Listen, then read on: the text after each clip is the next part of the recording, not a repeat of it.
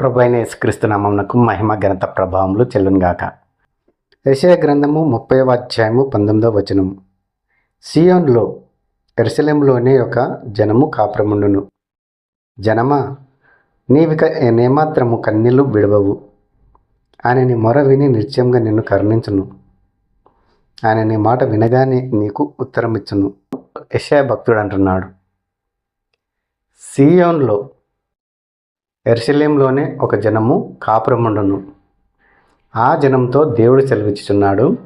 దేవుడు ఆ జనంతో చెప్తున్నాడు, జనమా, నీవేమాత్రము కన్నీళ్లు విడవవు. ఆయన నిశ్చయంగా నిన్ను కరుణించును. నీ మాట విని నీకు ఉత్తరం ఇచ్చును అని ప్రభువైన యేసుక్రీస్తు సెలవిచ్చుచున్నాడు. కాబట్టి దేవుడు మన మొర వినే దేవుడు, నిశ్చయంగా మనల్ని కరుణించే దేవుడు. ఇక మీదట నీవు కన్నీళ్లు విడుచుట మానము, నీవు ఏమాత్రము కన్నీళ్లు విడవవు అని చెప్పేటటువంటి దేవుడు మన దేవుడు. సీయోనులో యెరూషలేములో ఒక జనము కాపురం ఉంది. ఆ జనంతో దేవుడు సెలవిచ్చుచున్నాడు, జనమా, నీవేమాత్రము కన్నీళ్లు విడవవు. నిశ్చయంగా నేను నిన్ను కరుణించదను. నీ మాట విని నీకు ఉత్తరం ఇచ్చేదను అని ఆ జనంతో చెప్తున్నటువంటి దేవుడు ఈరోజు మనతో చెప్పడా? తప్పకుండా చెప్తాడు. కాబట్టి మనకు ఉన్నటువంటి సమస్యలను దేవుని ఎదుట పెట్టి మనము మోకరిల్లి కన్నీళ్లు విడుచుచు ప్రార్థన చేసినట్లయితే దేవుడు మనతో కూడా ఆ మాటలు చెప్పగలడు. నీవేమాత్రము కన్నీళ్లు విడవవు. నిశ్చయంగా నేను నిన్ను కరుణించదను. నీ మాట విని నీకు ఉత్తరం ఇచ్చేదను అని ప్రభు ఈరోజు కూడా మనతో సెలవిచ్చుచున్నాడు.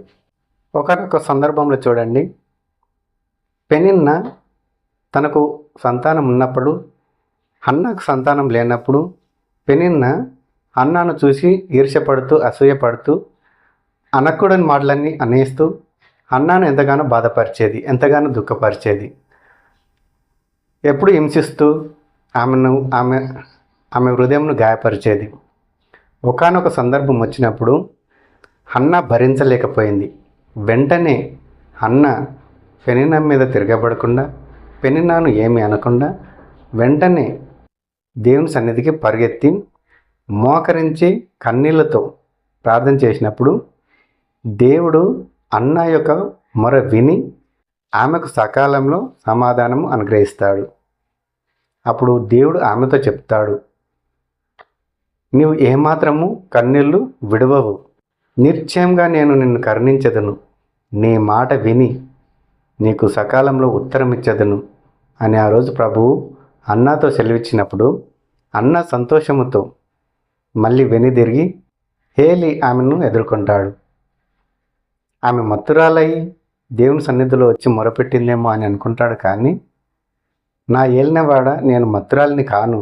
నాకున్నటువంటి సమస్యను దేవుని సన్నిధిలో మోకరించి ప్రార్థన చేస్తూ దేవునికి చెప్పుకుంటున్నాను అన్నప్పుడు హేలి ఆ అన్నతో అంటాడు, నిశ్చయంగా నువ్వు చేసుకున్నటువంటి మనవిని దేవుడు నీకు అనుగ్రహిస్తాడు. నీవు సమాధానం గల దానివై వెళ్ళుము అని అన్నప్పుడు అన్న ధైర్యంగా ఇంటికి వచ్చేస్తుంది. ఆ దేవాది దేవుడే ఈరోజు నీతో కూడా సెలవిచ్చుచున్నాడు. ఏమనంటే, నీవేమాత్రము కన్నీళ్లు విడవవు. నిశ్చయంగా నిన్ను కరుణించదను. నీ మాట విని నీకు ఉత్తరం ఇచ్చేదను అని ప్రభు సెలవిచ్చుచున్నాడు. కాబట్టి ప్రియ సహోదరి సహోదరుడా, ఈరోజు నువ్వు ఏ సమస్యతో అయితే బాధపడుతున్నావో ఆ సమస్యను తెచ్చి దేవుని ఎదుట పెట్టుము. మోకరిల్లి కన్నీళ్లతో ప్రార్థన చేయము. నీకు సమాధానము త్వరలో దేవుడు అనుగ్రహిస్తాడు. నువ్వు ఇక మీదట కన్నీళ్లు విడవవు అని దేవుడు నీతో చెప్తాడు. నిశ్చయంగా నేను నిన్ను కరుణించదును అని ప్రభువు నీతో చెప్తాడు. నీ మాట విని నీకు ఉత్తరం ఇచ్చేదను అని ప్రభువు నీతో చెప్తాడు. కాబట్టి దేవుడు ప్రేమ స్వరూపి కాబట్టి, ఆయన కనికరం గల దేవుడు కాబట్టి, జాలి కలిగిన దేవుడు కాబట్టి మన మొర విని మనకు సమాధానం అనుగ్రహించే దేవుడు. కొన్ని సందర్భాలలో మన మొర విని దేవుడు సమాధానం అనుగ్రహిస్తాడు. కానీ సకాలంలో ఏ టైంలో అనుగ్రహించాలనో ఆ టైంలో అనుగ్రహిస్తాడు. సమాధానం వచ్చే వరకు మనం మోకరిల్లి ప్రార్థన చేస్తూనే ఉండాలి. కొన్ని సందర్భాల్లో ఉపవాసం ఉండి ప్రార్థన చేసినా కానీ తప్పేమీ కాదు. మీరు కూడా నమ్మాలని, విశ్వసించాలని ప్రభువైన యేసుక్రీస్తు నామములో మిమ్మల్ని అందరినీ వేడుకుంటున్నాను.